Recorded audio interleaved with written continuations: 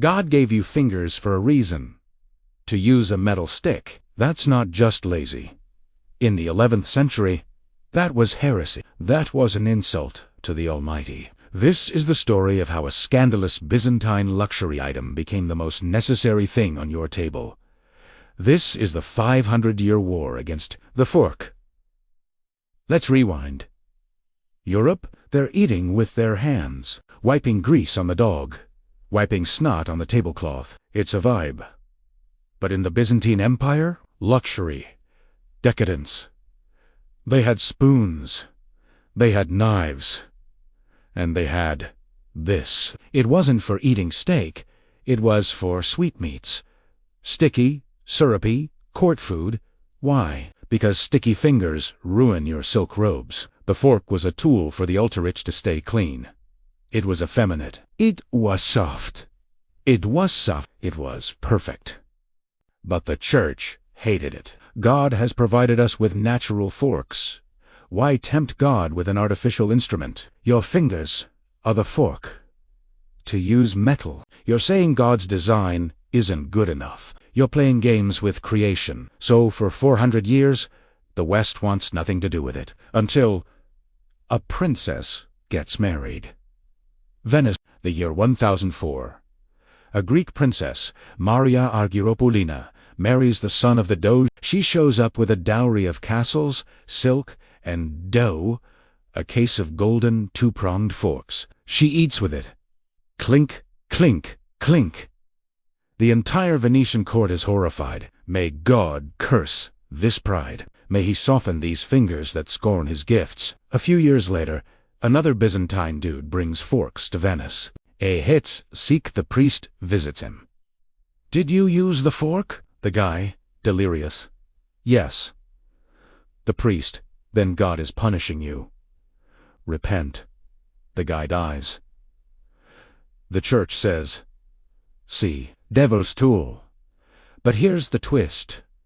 Venice was full of merchants, and merchants are shameless. They saw the forks and thought, I want that.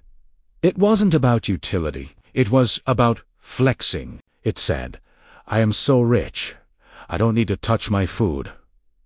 By 1400, if you were a rich Venetian, you had a fork. It was still scandalous.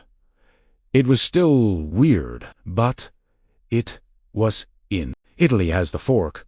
The rest of Europe, still using hands. Knives for cutting, spoon for soup, hands for everything else. Enter Catherine de Medici, the Kardashian of the 16th century. She moves from Florence to France to marry the future king. She brings her entire court. She brings chefs, she brings perfume, and she brings the fork. Dozens of them. The French court goes wild. Why? Because if Catherine does it, it's civilization. Suddenly, the fork is chic. It's refined. It's French. If you want to be a gentleman, you don't shove your fist into the stew. You spear it. Politely. But there's one country that refuses to bend the knee. A nation of stern, God-fearing handlookers, England. And oh, they had reasons. The English hated the fork. The Puritans hated it. Thomas Coriat, a traveler who wrote about using forks, was mocked as a fop, a sissy. Their logic was ironclad. Spoons are okay. Knives are okay. Forks are useless. You can't carve with them. You can't scoop soup. They're just pointy spoons made by Satan. So why did England finally cave? Was it fashion? Was it the king? No, it was the tablecloth. Think about it. You eat a greasy chicken leg with your hands. Your hands are covered in fat. Where do you wipe them? The tablecloth, but the 18th century invented expensive tablecloths. You can't ruin a 200 thread count Egyptian cotton with chicken grease.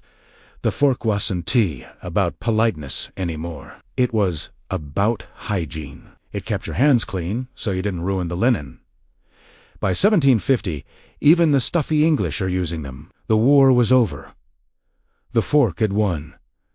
But we're not done, because for 700 years, the fork only had two prongs. It was a spear Good for meat, useless for peas. You needed a spoon and a fork. Annoying. Then, the Germans did it. The four-tined fork, the shovel. Now you can scoop peas, stab meat, and shovel potatoes. One tool. Perfect mass production. Suddenly, the poor can afford forks. The whole world is standardized. Knife, fork, spoon. We went from God will strike you dead to do you want plastic or silver in 900 years. So next time you twirl some spaghetti or stab a meatball, just remember, you're not eating. You're committing a 1,000-year-old sin, and it feels great.